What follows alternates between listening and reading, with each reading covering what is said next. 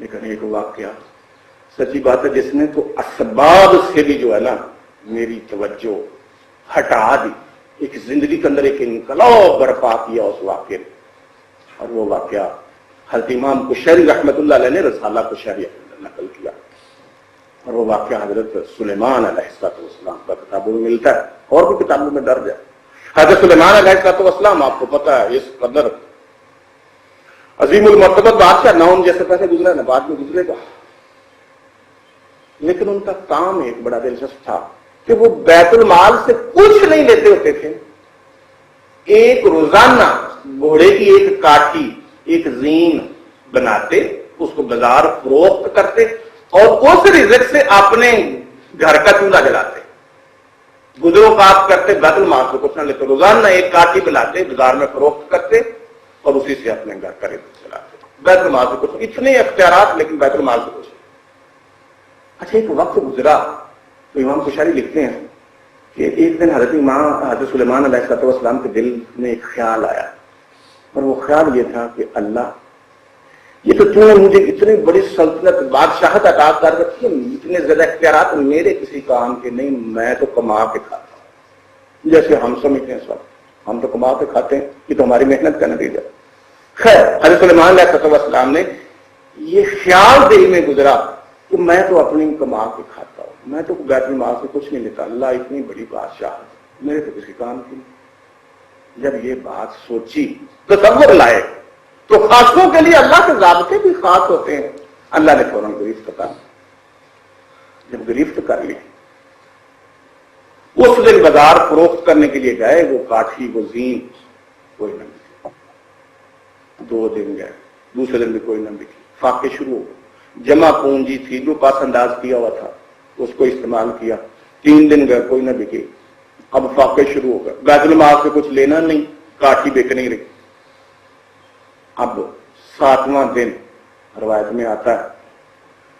بھوک سے نڈھال ہیں، پریشان ہیں، گھر والے بھی پریشان ہیں، بیٹھے ہوئے سوچ رہے ہیں اللہ یہ تیرا کیا عجیب ماجرا ہے، روزانہ ایک بک جاتی تھی اس سے میں گزارا کر لیتا تھا، اب روز آتا ہوں بکتی ہو۔ جبرائیل علیہ السلام کا نزول ہوا، آ کے فرمانے لگے کہ سلیمان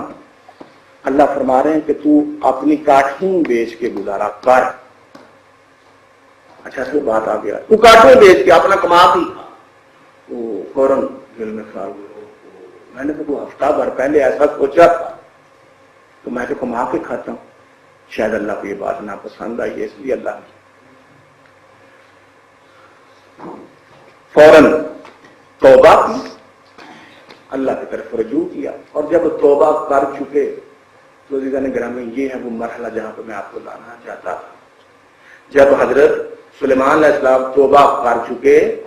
تو حضرت جبرائیل علیہ السلام نے کہا کہ سلیمان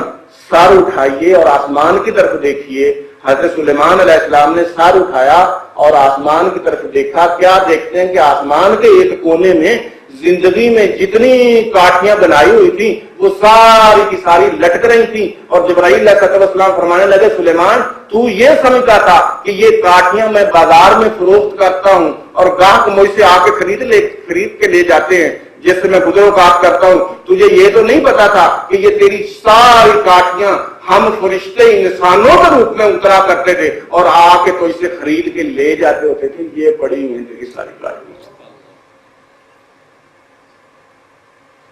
اس لیے میں اپنے طالب علم کو کہتا ہوتا ہوں کہ بیٹا حلال کھاؤ، ممکن ہے نظر نہ آئے گاہک لیکن اللہ فرشتوں کے روپ میں گاہک بھیجے، نہیں تو آپ جنید بغدادی رحمۃ اللہ علیہ کی تعریف اٹھا کے دیکھ لیں، فرماتے ہیں میں 30 برس تک صبح جاتا دکان پہ، شٹر کھولتا اندر داخل ہو جاتا، شٹر بند کرتا، 300 نوافل پڑھتا، اور جب شام کو جانے لگتا اللہ 30 برس تک یہ عمل دہراتا رہا کہ ایک گاہک ایسا آتا جو مجھ سے اتنا سودا خرید کے لے جاتا کہ میرے دن بھر کی ساری ضرورتیں اس سے پوری ہو جاتی۔ 30 برس تک میں آتا،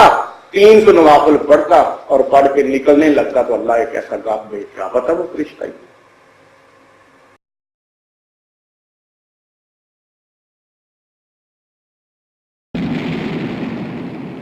اللهم صل على محمد